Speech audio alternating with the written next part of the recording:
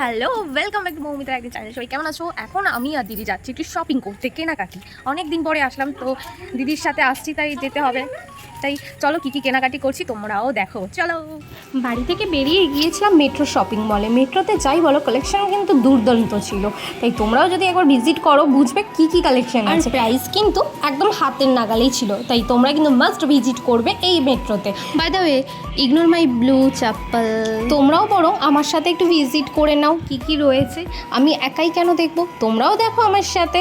দেখো তো কি কি রয়েছে। তবে ভিডিও ঠিকঠাকভাবে আমি করতে পারিনি, কারণ আমি শপিং করব না ভিডিও করব, তাই যেটুকু পেরেছি ছোট ছোট ক্লিপ আমি রেডি করেছি। ছোট ছোট বাল্ব আর বোমাগুলো হচ্ছে বোতলগুলো কিন্তু খুব কিউট ছিল। দাম ছিল মাত্র 60। আর এই ব্যাগগুলো দেখছো অনলি 100-এ। খুব সুন্দর ও খুব ভালো কোয়ালিটি ছিল। তোমরা বলো তো এই ব্যাগগুলোর মধ্যে কোনটা আমি নিয়েছিলাম, আর এটাও সাজেস্ট করো কোন ব্যাগটা বেশি ভালো লাগছে। ব্যাগ বাজতেই তো আধ ঘন্টা পেরিয়ে গেছে, তারপর ডাইরেক্ট চলে এসেছিলাম ওমেন্স কাউন্টারে। এই ফ্লোরেও কিন্তু খুব ভ্যারাইটি জিনিস ছিল।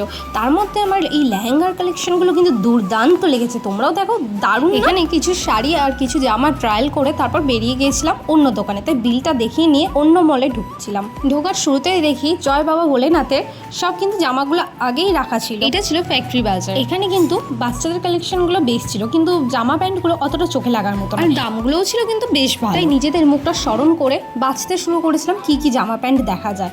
এরই মধ্যে আমার কয়েকটা স্ট্যাচুর উপরে নজর পড়লো, যাদের মাথাতে দেখলাম একদমই চুল নেই। আর ঠিক তাদের অভিশাপেই আমার ফোনের স্টোরেজ ফুল হয়ে গেল। তার জন্য আগে একটা ভিডিও আমি করতে পারলাম না।